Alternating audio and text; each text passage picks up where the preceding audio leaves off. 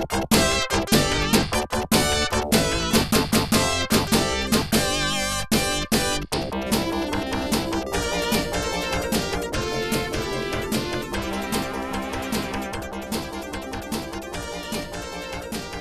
still working on the magnetic fields, right?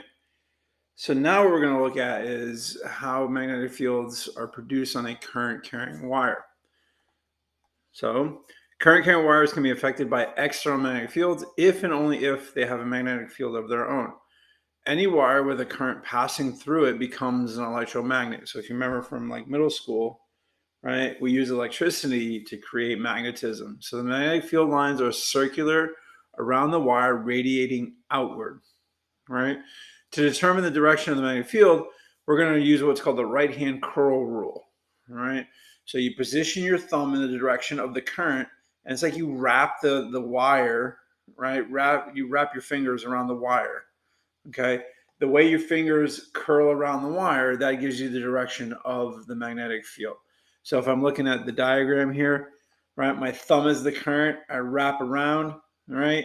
And you can see that my arrows are going to be pointing kind of in, what amounts to a, say, counterclockwise motion, okay? The internal magnetic field created by a very long current carrying wire can be determined by using a simple equation. B, right, magnetic field strength, is equal to mu 0 I divided by 2 pi r. So you see this 2 pi r, that signifies circle or circular, right?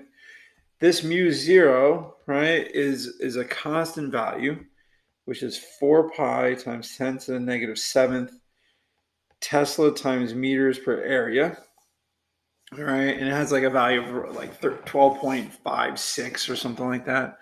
And so if I want to find the magnitude of the strength, right, note that it's, and this is going to be very important, that B, right, will get smaller as you get further away, right? So it's like the electric field or the electric field, gravitational field. The further you get away from that central object, or in this case the wire, the field is going to get weaker. Okay.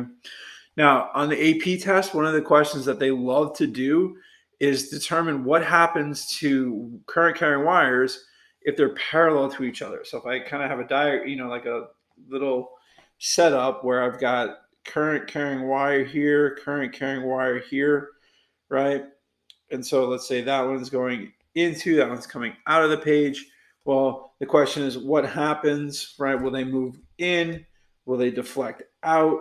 Okay, and very simply enough, follow the rules. Opposites attract, likes repel. So if I find the magnetic field that is caused by the wire and I get into the page next to an out of the page, right, those wires are going to try to come together. And then if I get an into the page next to an into the page, right, the likes will repel each other, so those wires will push out. Okay, so again, this kind of just recap some of these diagrams. So if I have a wire that's current is going into the page, right? So I stick my thumb into the page and my fingers curl kind of in a clockwise manner, right? So my magnetic field would do something that looks like this.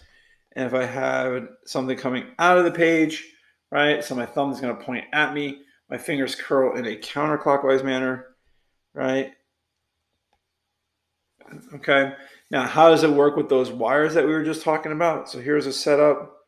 Right, I have two sets of wires, right? The one on the left will say the current is going down. The one on the right, the current will also go down.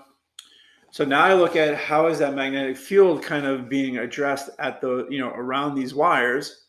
So I stick my thumb in the direction of in the direction, right? I look at the top, it's going it's going to go in a clockwise manner, which means in this central area, it's going to be coming out of the page, right? And on the other side, it's going to be going into the page. Now we do the same thing for the other side, but again, it's going to do basically the same thing, okay? But note what happens. So I've got into the page, right, in my central region, and then I've got an out of the page on my outside region. And again, okay, these are opposites. So what's going to happen? These two wires are going to try to push together. Okay. Now what happens when we have current that is going right in opposite directions? So we'll do the one on the left will be going up the wire, the one on the right will be going down the wire. Okay, again, I take my thumb, put it in the direction, I wrap my fingers around.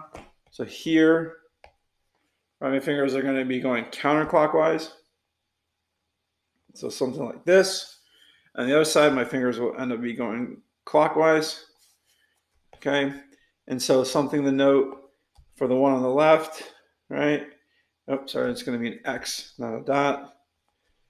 Right, so in the central region where I'm trying to figure out what's going to happen, I'm going to have going into the page, right? And on the other side here, I'm going to have an into the page in that region of where the interactions are going to happen, and then I have an out of the page on the other side. So what happens? I have likes, and again, what happens? Likes repel.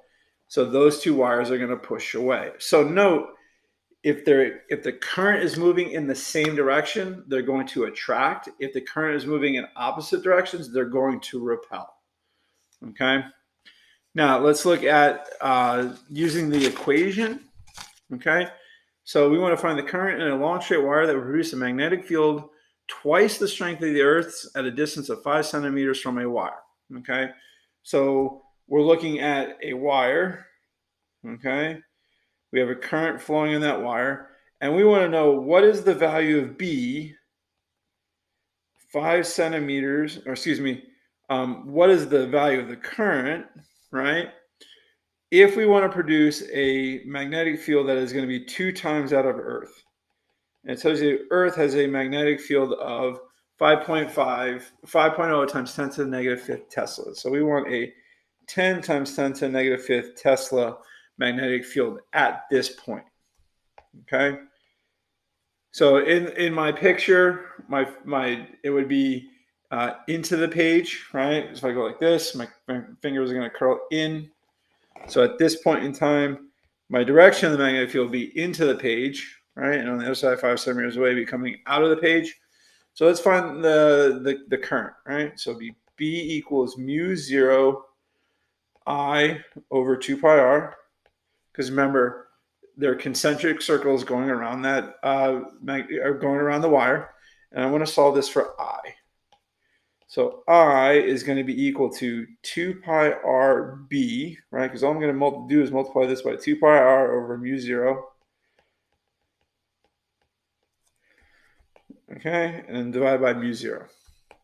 And so I have 2 pi. My r would need to be converted to meters. My field strength is going to be 10 times 10 to the negative 5th. And then my mu 0 is going to be that 4 pi times 10 to the negative 7th number. All right, put that in my calculator, and the current would have to be 25 amps. So if I have a 25 amp current running through this wire, I will produce a magnetic field of 2 times that of Earth around at 5 centimeters away. Okay. So these, what this really leads up are to these next two videos. We're going to have what's called the Biot-Sarve law and Ampere's law. And in fact, Ampere's law you'll see again in the next unit when we talk about Maxwell's equations.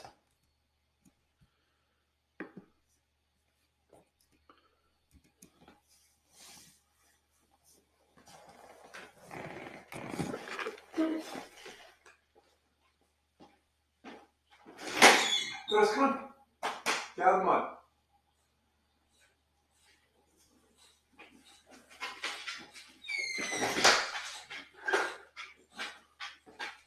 Lay down.